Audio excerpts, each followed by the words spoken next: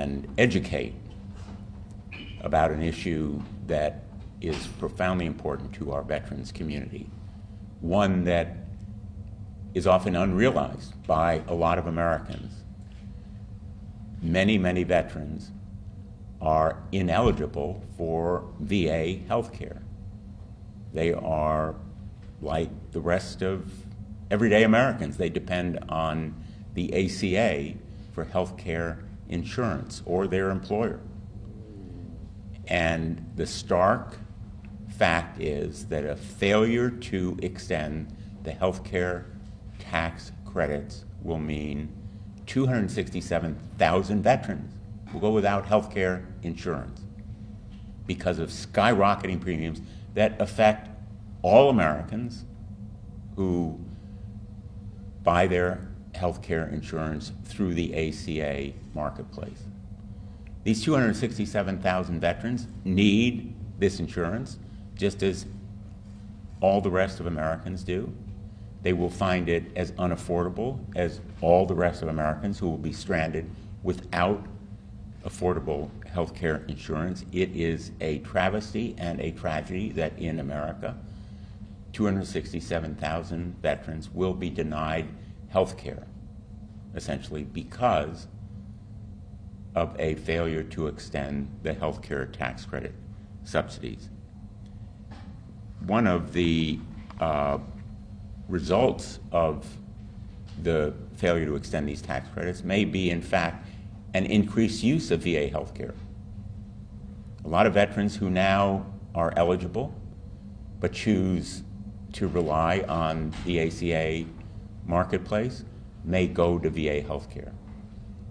And one really staggering and frightening fact to me is that every 1% increase in use by veterans of VA health care produces $2.6 billion in additional costs. That's $2.6 billion that right now is not in the budget, and in fact, the cuts and firings and furloughs and contract cancellations resulting from this VA secretary's draconian actions to reduce the numbers and even quality of VA healthcare make it virtually impossible for our VA healthcare system to accommodate that deluge of veterans that may result from the failure to extend the tax care credits. So we face a real crisis, a perfect storm for veterans. Medicare threats, Medicaid cuts, failure to extend the tax credits are combining to drive veterans out of health care or to the VA healthcare system, which cannot afford to provide the health care that they need.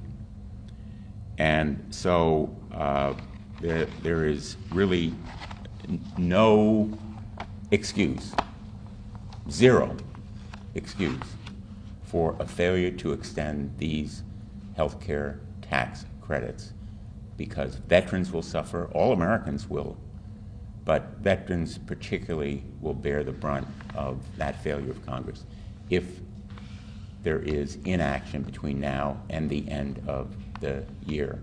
There ought to be bipartisan support for our veterans. There usually is, and I call on my Republican colleagues to join us. We need their votes. Republicans promised that there would be a vote on extending the health care tax credits.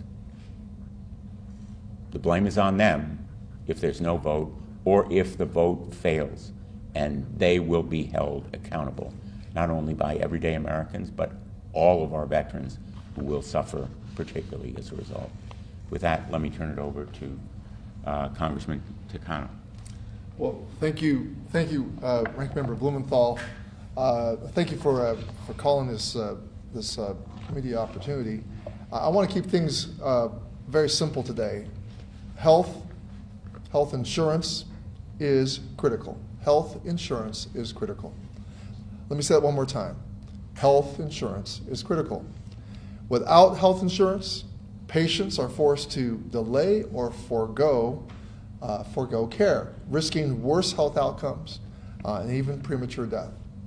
At a time when the cost of living for everyday Americans is already skyrocketing due to unsustainable increases in the cost of groceries, utilities, childcare, and housing, Americans can't afford more expenses. And we know that health care is the top concern on the minds of Americans. But health care costs are continuing to rise thanks to Donald Trump and the Republicans' refusal to take action. More than 24 million people who purchase health insurance through the Affordable Care Act are also facing challenges that could cause them to lose their health care, including hundreds of thousands of veterans and their family members. Health insurance premiums for everyone are expected to increase by an average of 18% next year, the largest increase since 2018. I myself buy my health care from the DC Exchange. Predictably, I saw my health insurance premiums rise. If that's not bad enough, Republicans refuse to extend the enhanced premium tax credits for folks on the ACA plans, as Senator Blumenthal mentioned, which are set to expire at the end of the year. If this happens, Americans on these insurance plans will see their out-of-pocket costs double or triple, and this includes more than 600,000 non-elderly veterans, those veterans that are not yet eligible for Medicare. About 43% of them, the 267,000 U.S. veterans that we see mentioned on this placard and who Senator Blumenthal also referenced, about 43% of them, more than 267,000 veterans, will become uninsured because they can't afford to pay significantly higher premiums. Who among us really could pay double or triple what they're paying now? That just busts many, many budgets. And why does this matter? ACA plans are essential for many veterans who don't live near a VA facility or who don't qualify for VA care.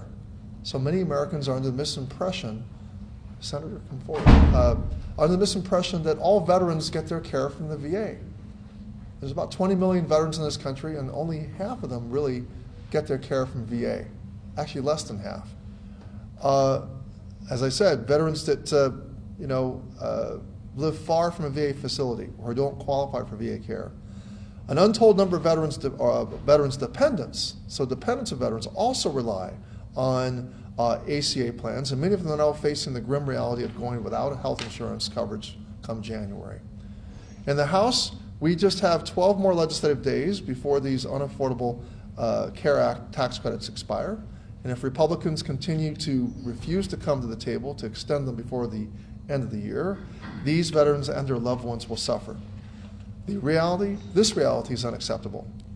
Now, Democrats refuse to stand by while veterans and other hardworking Americans are forced to make an impossible choice between paying significantly more out of pocket or losing their health insurance altogether. It's that simple. Veterans know that we value your sacrifices. Let me say it again, I want to speak directly to veterans. Veterans know that we value your sacrifices and that we see the struggles you're facing in receiving the care you've earned and need. Republicans are running out of time to come to the table and avert this healthcare crisis. Democrats stand ready to do the right thing for veterans and all Americans, and thank you. Thank you, Representative Takano. I'd like to introduce Leader Schumer, who has been a staunch and steadfast champion of our... Well, thank you, and I want to thank Dick Blumenthal has been our leader in the Senate on veterans in every way, and he's relentless, smart, focused, articulate, and lots of other good adjectives. Thank you. And I also want to thank Mark Takano, who has done such a good job in the House on the veterans issue and many others.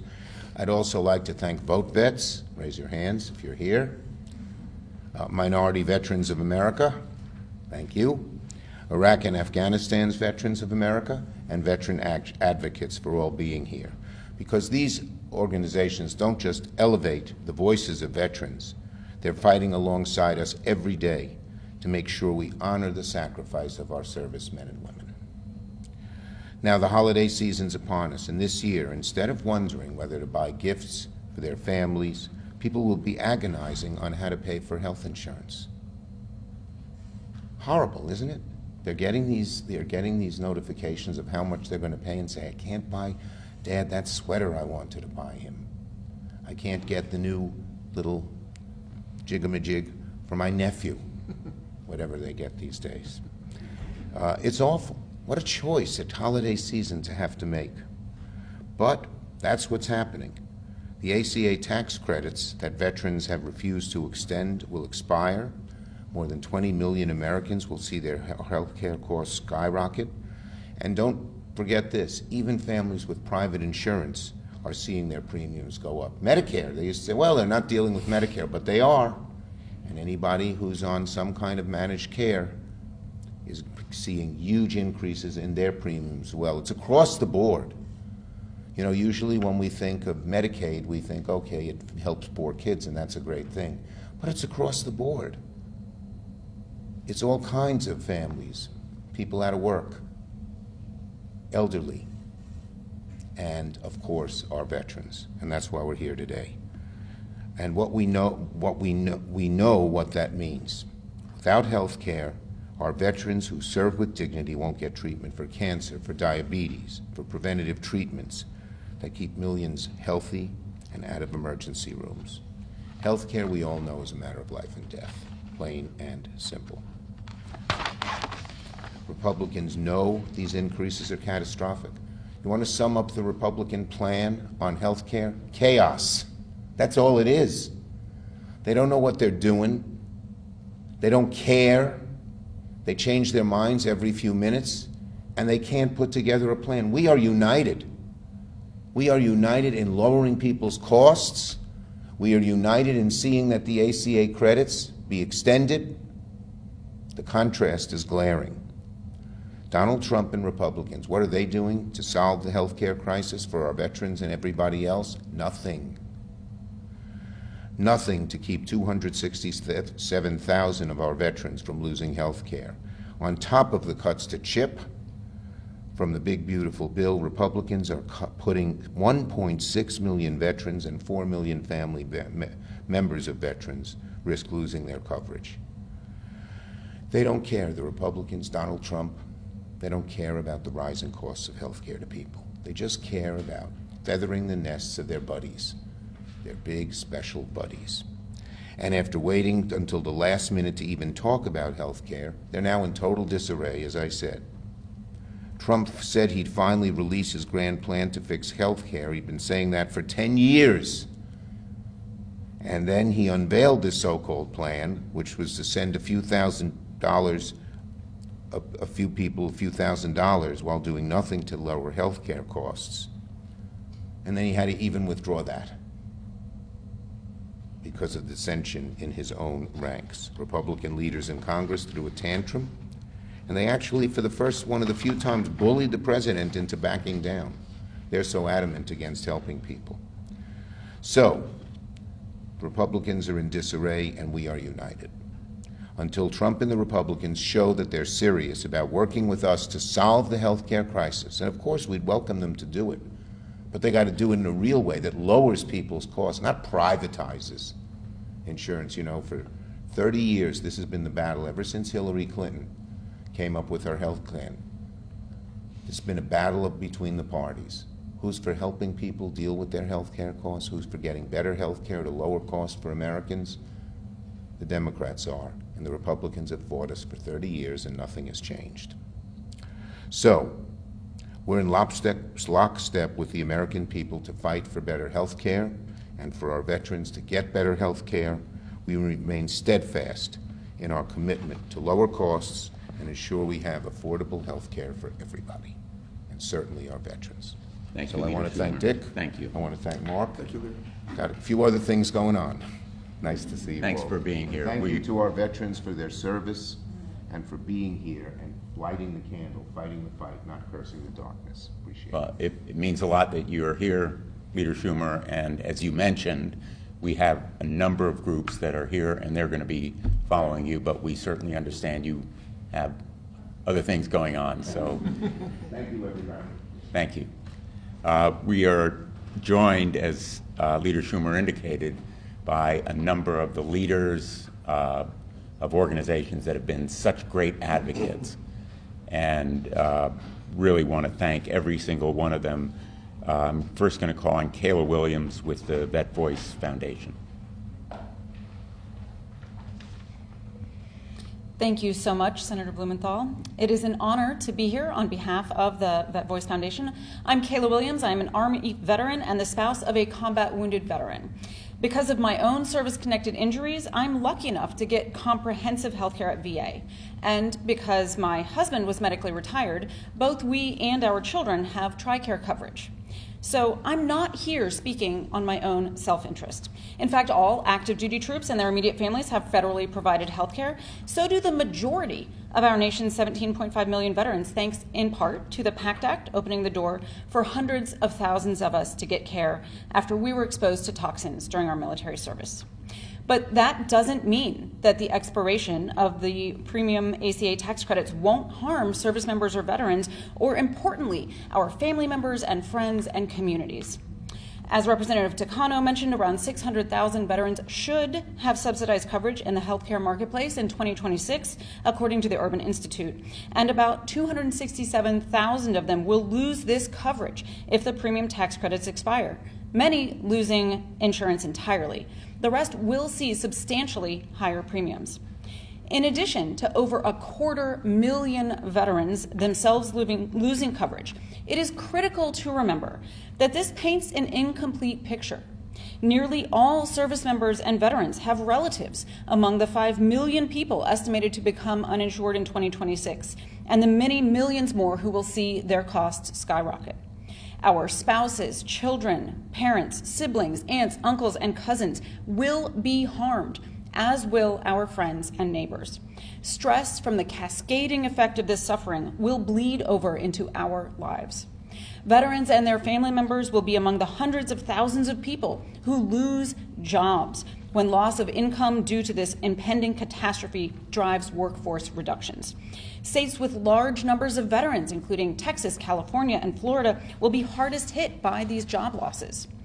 Veterans and their family members who work in healthcare will feel the increasing pressure of treating patients who lose coverage or are forced into low-quality plans and end up putting off necessary care for far too long. Veteran small business owners and farmers will lose valuable employees who can no longer afford coverage on the marketplace and leave for jobs that offer health insurance. Veterans who live in rural communities will have to drive farther to get care as local hospitals close down in the wake of painful Medicaid cuts that will amplify the damage the ACA premium tax credit expiration. It is critical to remember that veterans do not leave military service and go back to veteran-only enclave and work in veteran-only companies where we are shielded from civilians' experiences. We return to communities around the country and are deeply enmeshed in them. Policy changes that harm our friends and neighbors inevitably hurt us and our families too. Everyone deserves to be able to access health care. The ACA and the premium tax credits that enable millions of Americans to buy affordable plans under it are critical parts of the overall U.S. healthcare system. Millions of people will lose the ability to get preventative care like vaccinations, risking all of our health. They will lose coverage for emergency care, further straining already stressed hospital budgets. Veterans like me swore an oath to our Constitution, to an idea, to a belief in the importance of we the people. So even when a minority of those directly affected by this impending policy disaster are veterans themselves, veterans like me will stand up and speak out on behalf of those we were willing to die to defend. I urge Congress to take action now, not for me, but for the millions of other veterans who will be harmed. Thank you. Thank you very much, Kayla.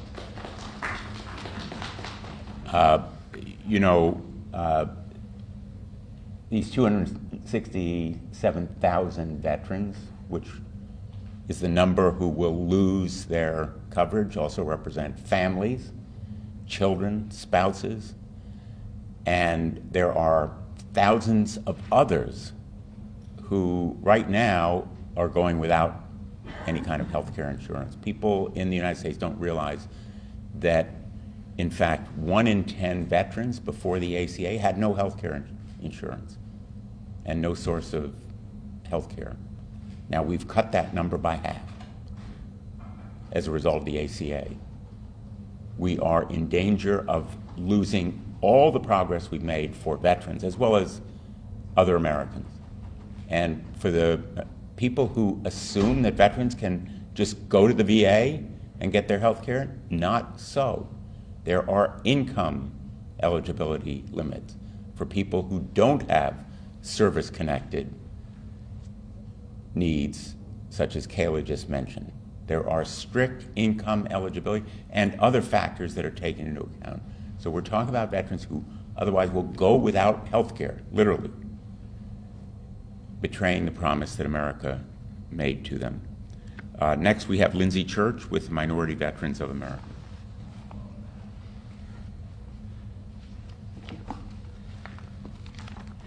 Good morning. My name is Lindsay Church, and I'm the Executive Director and co-founder of Minority Veterans of America. We work to create belonging and advance equity equity and justice for thousands of members and advocate on behalf of the needs of nearly 10 million minority veterans. We're currently in the middle of open enrollment, a period usually associated with paperwork and plan comparisons. But this December, for many veterans and their families, it has become a season of anxiety and financial fear. There is a myth in this country that serving in uniform guarantees health care for life through the Department of Veterans Affairs. We assume that if someone wore the uniform, they are fully covered. But as you mentioned, the truth is far more complicated. And right now, a critical safety net for many veterans and their families, the Affordable Care Act, is unraveling. As we speak, the enhanced premium tax credits that finally made the ACA truly affordable are expiring. These credits, expanded under the American Rescue Plan and later extended through the Inflation Reduction Act, capped the premiums and protected families from crippling healthcare costs. They ensured that working people weren't forced to pay an outside share of their income just to stay insured. Now that support is being pulled away. And as a result, families are facing a financial cliff. Premiums are rising sharply, not because care got better, but because help is disappearing. This hits veterans in ways most people don't expect. Not every veteran receives health care through VA. Eligibility depends on income, service history, and disability ratings. Millions of veterans are not even eligible or do not use VA care at all. And even when veterans do receive care through the VA, that coverage rarely extends to their families. VA nearly exclusively serves the veteran, not their spouses, not their children, and very infrequently their caregivers. So families rely on the ACA marketplace to protect the people they love. Let me tell you a story about what this looks like in real life. One of our members served in the United States Army and now gets their care through VA.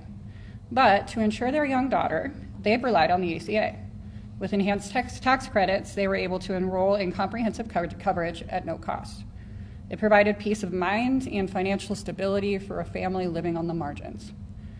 This year, that is all set to change. When they went to renew their daughter's plan, the premium didn't just rise, it exploded. They're now asked to pay $500 every single month for the coverage that is actually worse than what they had before. That's $6,000 of an annual penalty for being a single parent who served this country. This isn't theoretical, this is rent. This is groceries, this is electricity, this is a car payment, and their family is not alone. Estimates show that nearly 250,000 non-elderly veterans and their family members could lose affordable coverage or become uninsured entirely if these credits are allowed to expire. In this country, our neighbors, our friends, and our families volunteer to put their safety on the line to wear the cloth of our nation. In return, we promise to take care of them when they come home. Forcing veterans to choose between housing and their children's health insurance is not care, it's abandonment. We must protect the families who kept their promise to us. We cannot let these credits disappear. We cannot let costs soar for families who have already sacrificed so much. It is imperative that we extend the tax credits, stabilize the marketplace, and ensure that affordable care remains a reality for those who keep us and safe and for every single American. Thank you. Thank you, Lindsay. Thank you very much, Lindsay. We're also very privileged to have with us Kai Hunter, CEO of IAVA.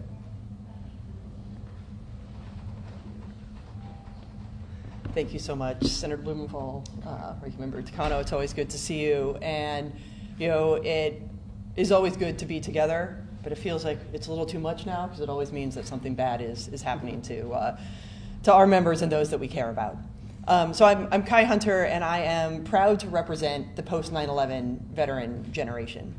And as we've heard time and time again, this is not theoretical. This is real. This is not a big, complicated math problem that often healthcare gets out to make. These are real people. These are 250,000 real veterans who are now not going to get care. But the impact extends far beyond just those losing care immediately because of the ACA cuts. And this is something that the post 9/11 generation cares deeply, deeply about. In October, we surveyed our nearly 400,000 members about what policy issues they care about the most. And in the top 3 of over 95% of our respondents was insured access to health care. And that's not 95% of Democratic members that we have. That's 95% of all members that we have. Veterans know this should not be an issue that we play politics with. This should be a basic, guaranteed right, especially for those that have served this country. And when we are talking about those that are losing coverage right now, it is also essential that we talk about those that are going to be very, very undercovered. As we have seen, you can't just walk into the VA just because you've served the country. But even for those that are eligible for VHA care, right? So you are eligible for receiving care from the VA for some reason, from ailment. Over 80% of those veterans rely on supplemental insurance, either through the ACA or the private marketplace. And this doesn't include those that are Medicare eligible. These are just those that rely on other insurances that we have here. And those 80% are in danger of losing essential parts of their health care. Yes, they may still be able to get care for their service-connected issues, but what about emergency care? And what about care for their children? Additionally, the ACA marketplace is the top insurer of anyone who's starting a small business. As we try to invest in veteran entrepreneurs, we are now telling them, no, you can't insure your workforce that is there, which is going to further destroy economies that we're seeing happen right now. And so I urge Congress on behalf of the post 9/11 generation to come together, extend the tax credits, both for our veterans, but to ensure that the country that we volunteered to die for is truly a country that once we take the uniform off, we can continue to thrive in. Thank you. Thank you, Kai.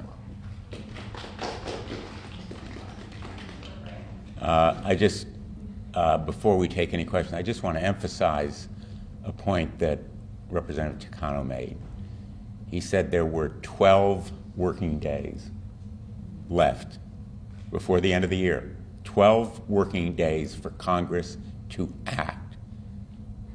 We don't have some indefinite time horizon. We have 12 working days to rescue the Affordable Care Act tax credits that enable veterans, 267,000 of them, to have insured access to health care. And that's why we're here, because of the urgency of this moment. And I hope my Republican colleagues are listening. Any questions? Senator Blumenthal, do you know what plan Democrats plan to put forth next week? Is it going to just be a clean extension? What are you hearing right now? We will definitely be insisting on a vote to extend the health care tax credits. The details haven't yet been resolved, but the core of the bill that we will be insisting on a vote will extend the health care tax credits. Given the urgency, are Democrats prepared to support some sort of bipartisan compromise, like a 2-year extension that we're seeing floated, that would have some sort of cap on income?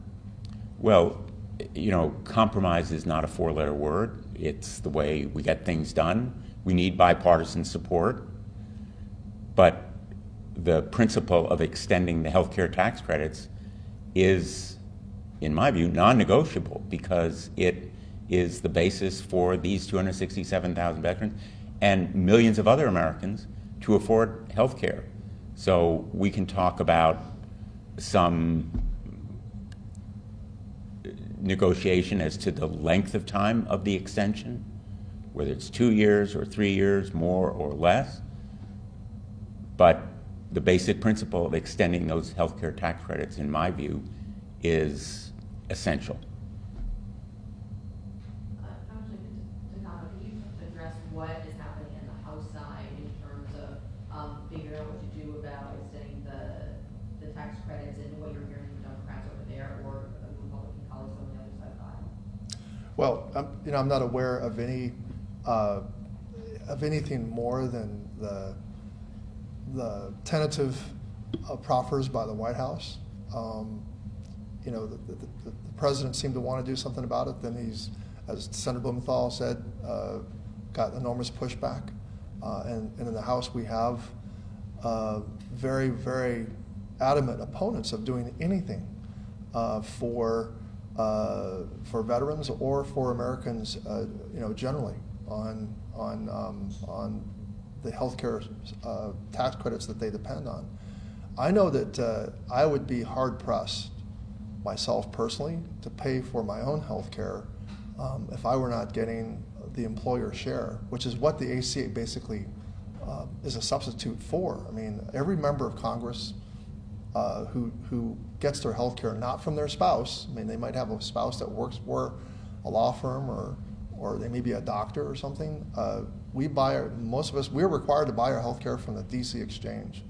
And we get the federal government portion for that. If they were to take away that portion of support, which is what's happening for the ACA, I would see my premiums double, right? That would be true for every member of the House that depends on health care provided by you know, the job that they do. Staff members, same thing. It would be very difficult to be able to make my own personal budget, you know, tenable. So I haven't seen anything in the House. We're really relying on, you know, the Senate, the guaranteed vote that was all negotiated, to keep focus on this issue. And look, this issue is not going away. They won't get it. You know, we have 12 days in the House. We still have to approve. The CR only goes until like the committee resolution goes into January. This issue does not go away for the president or Republicans.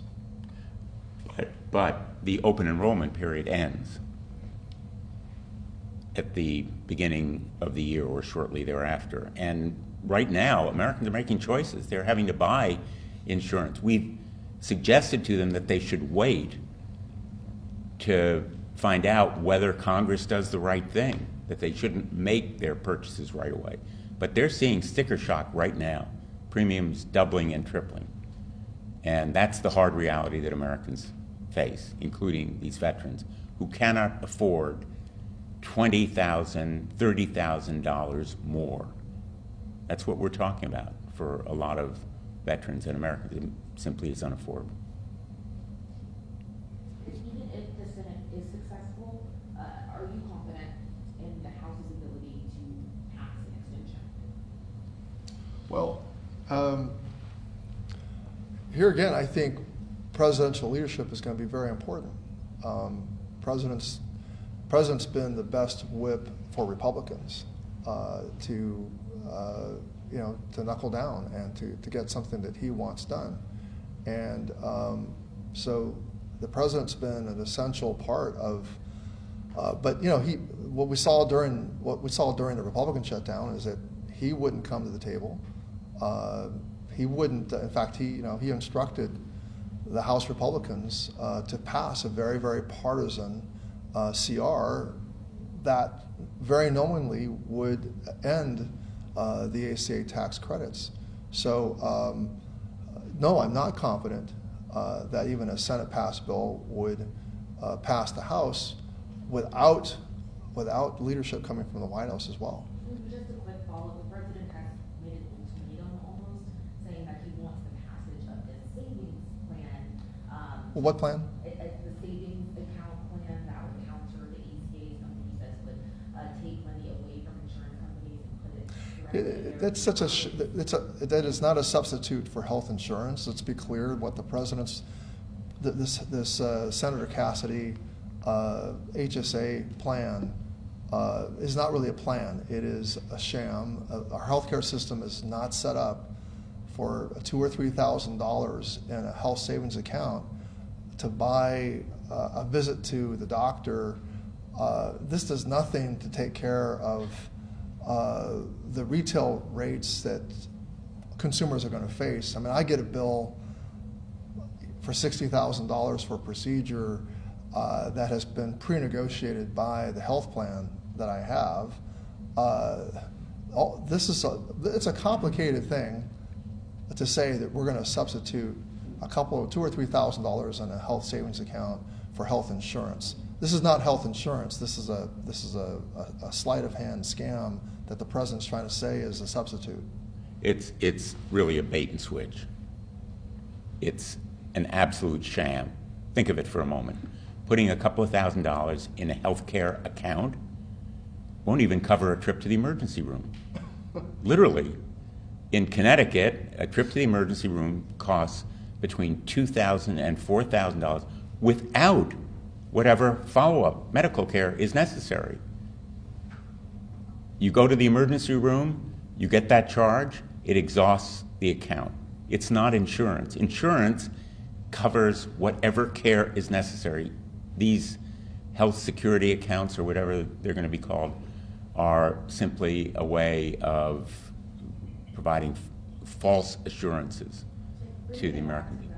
What do you think a plan like that would mean for the VA system? Talked about many of the policy proposals coming from Republicans, how that's compounding pressure at the VA. What do you think this hypothetical proposal from Republicans would mean? Let me just put it this way. For the last 15 years, the Republican agenda has been to repeal the Affordable Care Act. They have sought 70 times by votes in the United States Senate to repeal it. They've said as recently as a couple of weeks ago, when we had a permanent subcommittee on investigation hearing, that they want to repeal it and replace it. But they have nothing to replace it with. They literally have no effective replacement. They are in total disarray. Senator, but you mentioned in your own comments relative to her question so assume that we end up with a health savings account plan of $2,000. Like we said, so $2,000 divided by, like, just say 10 months, that's $200 a month. For one eye drop that I take, that's pre-deductible. The pre-deductible price, meaning we could use that as a kind of the retail price of that eye drop, is $300. That's just one medication. Senator Blumenthal, you mentioned about how the lack of the 267,000 times a spouse, you add a spouse to that doubles that number to like 500,000. You had a kid, that's 3 times that number. The ACA health credit, the ACA tax credits help veterans and their families afford this insurance. They suddenly don't have the insurance. They get $2,000 from the government health savings account. That's still going to force many of those veterans to go figure out if they qualify or are eligible to use the VA. The VA, they're trying to cut costs there too. So the veteran's gonna be squeezed no matter what, because they haven't even appropriated the amount of money they usually pre-appropriate, advanced appropriations to fund the toxic exposure fund. So they're cutting as much as they can. They're firing people. They have they've made the VA a very unattractive place to attract our top quality healthcare folks. So they've made the VA healthcare system, they're not prepared to also take the influx of people, of the 267,000 who will find eligibility there. But many veterans are just going to be flat out stuck with no health insurance at all, and they're going to be in a world of hurt. Okay, thank you, everyone. We appreciate particularly the advocates who have been here. Thank you, Kayla, Lindsay, and Kai, and all of you who have come. And we're going to continue this fight, and we're going to spare no effort to win it. Thank you. Thank you.